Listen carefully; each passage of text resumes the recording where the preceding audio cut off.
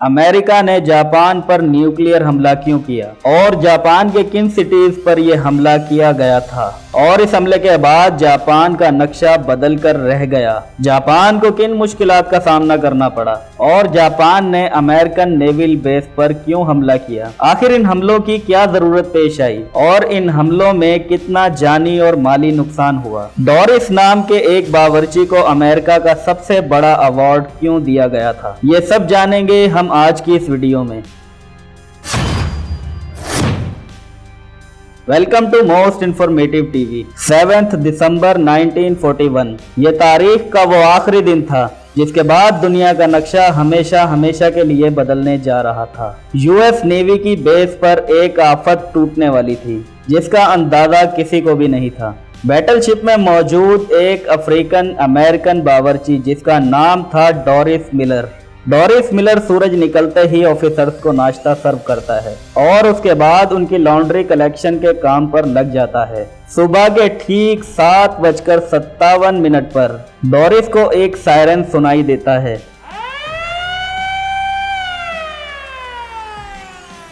वो सायरन जो शायद कोई भी सेलर अपनी सर्विस में सुनना नहीं चाहता। वो सायरन सुनकर फौरन बाहर निकलता है और ये देखकर हैरतज़दा रह जाता है कि पूरा आसमान जैपनीज एयरक्राफ्ट से भरा हुआ है। पलक झपकते ही अमेरिकन नेवल बेस पर कयामत टूट पड़ी क्योंकि जैपनीज एयरक्राफ्ट ने चुन चुन कर अमेरिकन शिप्स को तबाह करना शुरू कर दिया। ये हमला यूएस की पर्ल हार्बर बेस पर हुआ था।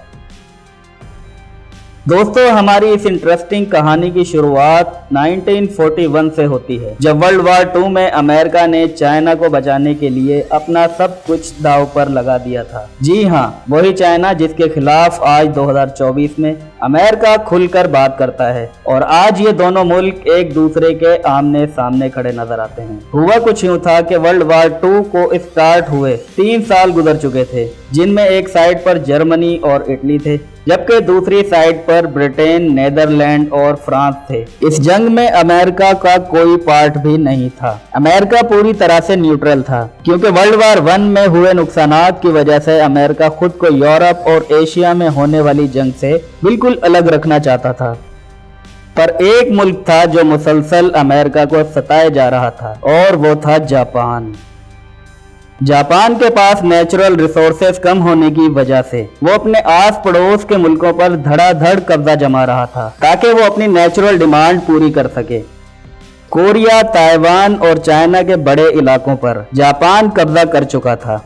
पैसिफिक ओशन में जापान के करीब फिलीपींस, मलेशिया और इंडोनेशिया पर भी इसकी नजर थी। पर मसला ये था कि मलेशिया ब्रिटिश कॉलोनी थी, इंडोनेशिया नेदरलैंड की कॉलोनी थी और फिलीपींस न्यूट्रल रहने वाले अमेरिका की कॉलोनी थी। इन कंट्रीज को जापान का दूसरे मुल्कों पर कब्जा करना बिल्कुल भी ठीक नहीं लग रहा था। बताया जाता है कि जापान के पीछे असल में हिटलर का हाथ था और हिटलर अमेरिका और ब्रिटेन का दुश्मन था। जापान की ये हरकतें देखकर जुलाई 1941 में अमेरिका ने जापान को ऑयल देना बंद कर दिया। जापान के पास अपना ऑयल बिल्कुल भी नहीं था बल्कि जापान अपनी डिमांड का 80% ऑयल अमेरिका से ही इंपोर्ट करता था। अमेरिका ने उसके सामने ये कंडीशन रखी कि जापान को पहले चाइना से अपना कब्जा छोड़ना पड़ेगा, उसके बाद उसको ऑयल दिया जाएगा। जापान के लिए ये एक बहुत ही मुश्किल फैसला था। एक तरफ अगर वो चाइना से अपना कब्जा छोड़ देता तो पूरी दुनिया समझती कि हिटलर की सपोर्ट के बावजूद जापान ने अमेरिका के सामने घुटने टेक दिए, जबकि दूसरी तरफ ऑयल था जिसके बगैर वैसे ही जापान का होल्ड कमजोर पड़ जाना था। जापान ने फैसला किया कि वो चाइना से अपनी फौज वापस नहीं बुलवाएगा बल्कि अंदर ही अंदर उसने प्लान बनाया कि वो ऑयल के लिए इंडोनेशिया पर कब्जा करेगा। लेकिन ये काम इतना आसान नहीं था।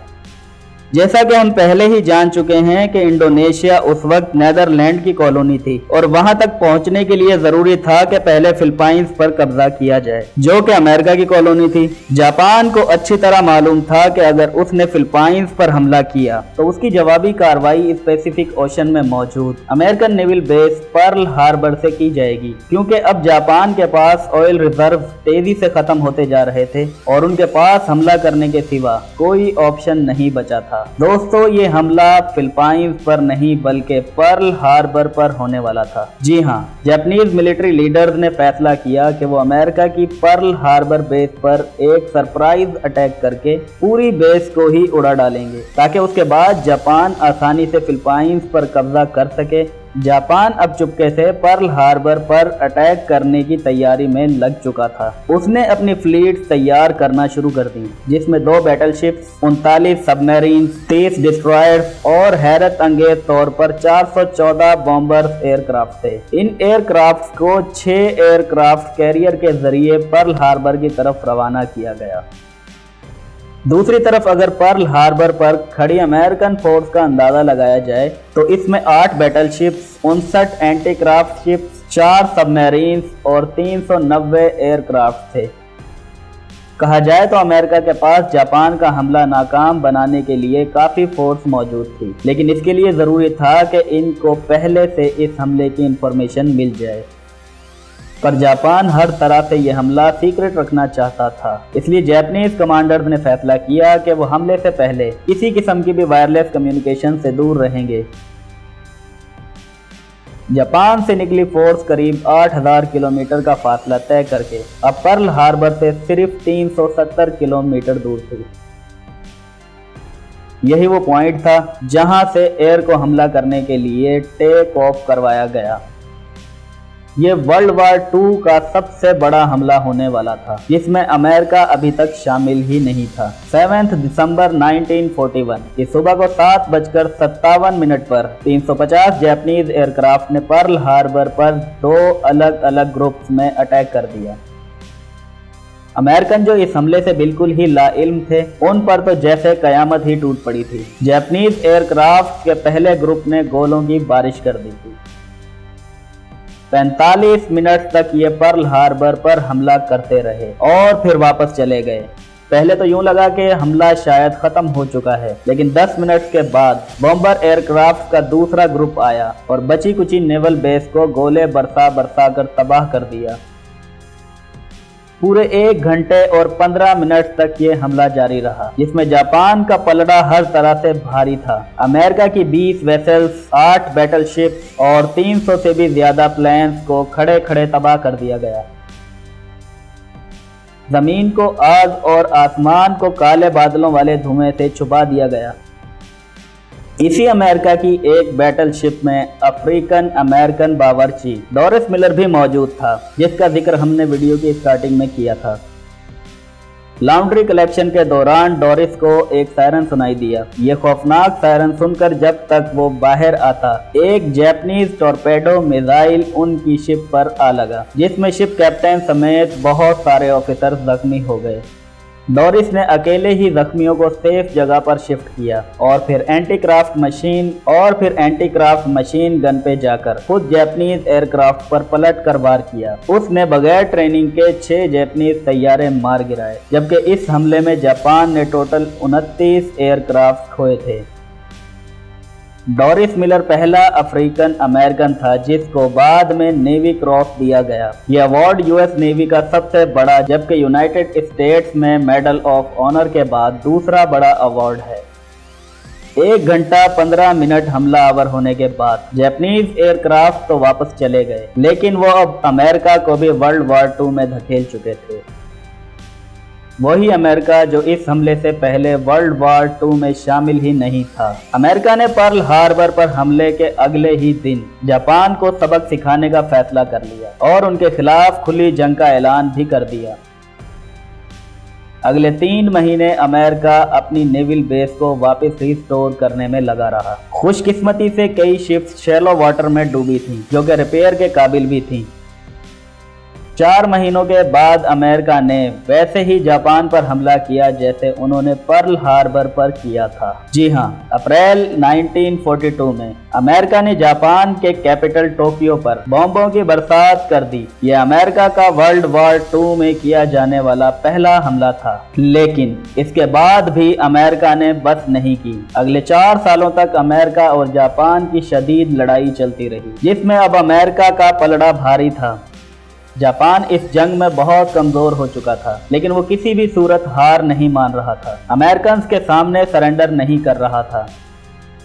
आखिरकार अगस्त 1945 में अमेरिका ने जापान के खिलाफ अपना आखिरी कार्ड इस्तेमाल कर ही डाला। 6 अगस्त 1945 को सुबह 8 बजे जापान के हिरोशिमा शहर के ऊपर एक Boeing B-29 super fortress aircraft देखा गया। इस जहाज से 4400 किलोग्राम वजनी लिटिल बॉय नामी बॉम्ब हिरोशिमा के ऊपर गिरा डाला। एग्जैक्टली 43 सेकंड्स के बाद एक जोरदार धमाका हुआ और सब कुछ वाइट हो गया। उसके बाद एक फायर बॉल जमीन से आसमान की तरफ गया, जिसने जमीन का टेम्परेचर 5000 सेल्सियस तक पहुंचा दिया। यह हिस्ट्री का पहला न्यूक्लियर अटैक था, जिसने एक चुटकी में ही पूरे हिरोशिमा पर 80% से भी ज्यादा बिल्डिंग्स को मिट्टी का ढेर बना दिया।